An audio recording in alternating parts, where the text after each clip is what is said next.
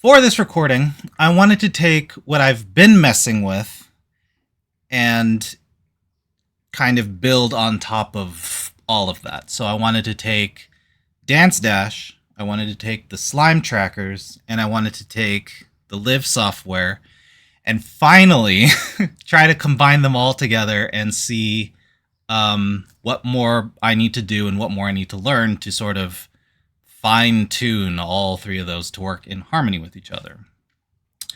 I was also kind of hoping naively that hopefully like the existence of one would actually compensate for like the shortcomings of like one of the other two, but that didn't really happen. In fact, I think there might actually be some more questions that need to pop up. So the first sort of problem that I ran into, the first wall, was just in recording in and of itself. So the way that the VR environment is set up when Live is running is when it's just kind of up by default. The screen that you can kind of look back to reference, like, okay, where's the camera angle and all that? It's behind you, sort of. It's wherever the camera is, I think.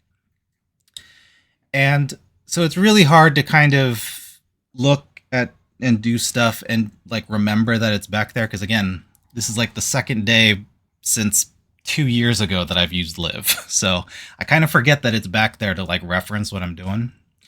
But what that results in is things kind of being in the way of the recording. So the first time that I jumped in to kind of test things out, I had the Steam just client open in front of everything. And then the second time is the Slime VR diagnostics window is what I think that is. And so once I found out that that was a thing that was occurring, it was just, let's just drag all those things off onto another monitor and just let whatever OBS is recording just have a clean slate.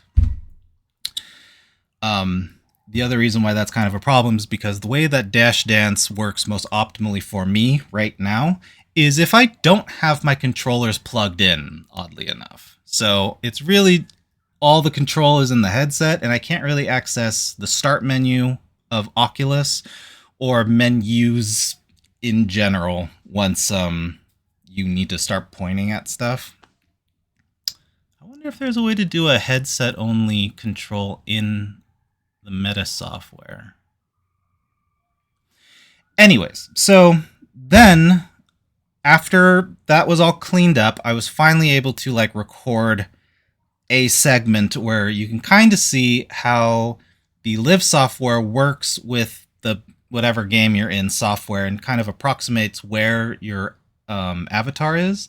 So in game, I was lifting up my feet, and the shoes that Dance Dash gives you were actually like lifting up, even though the axes are still wrong. So if I kicked my foot out front in game, it would actually swing back. So I need to figure out what that's all about, because that's just visually jarring to me.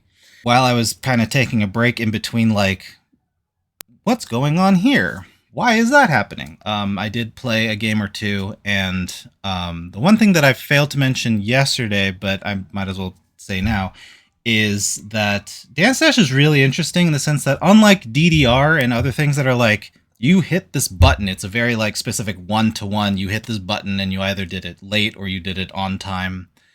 Dance Dash is kind of more approximated, like there's no real, it's just kind of this space that if you have your tracker enter that space in, so you could actually physically be off a little bit, I think, but as long as you're approximately in that area, the game will kind of give it to you. So whether or not you miss or hit is a little more ambiguous than games like Dance Dance Revolution, for example.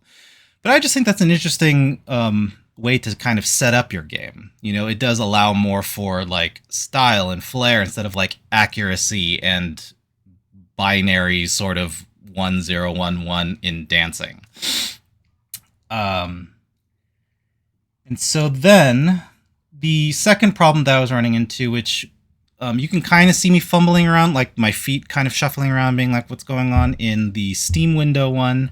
And then later on, when I finally cleaned up my canvas, is that the live menu, which is activated by you locking eyes with the symbol on the floor, it just wasn't working at first. And that's the way that you would access like your avatars, like where your camera angle is. So I could change that to be more in front of me.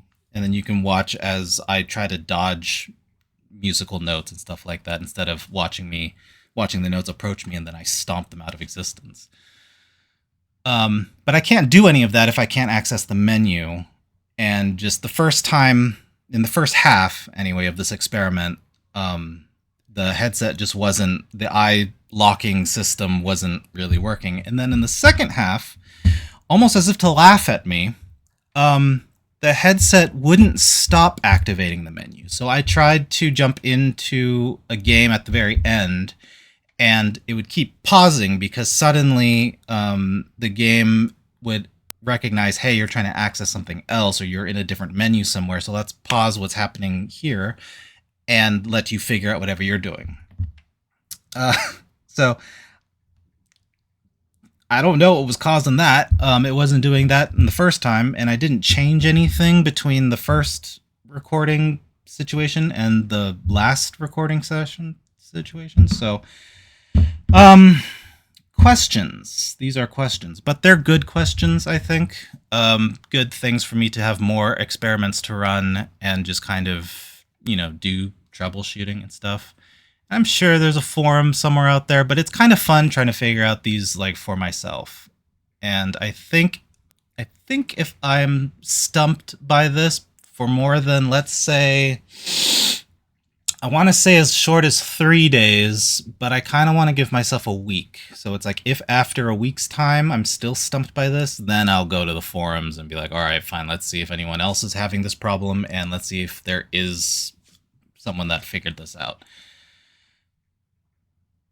But hey, half of the fun of this is trying to figure out yourself, I'm not really frustrated by it just yet, and luckily there's nothing that's like making me do this on a timeline, so the fun of it is the experiment itself.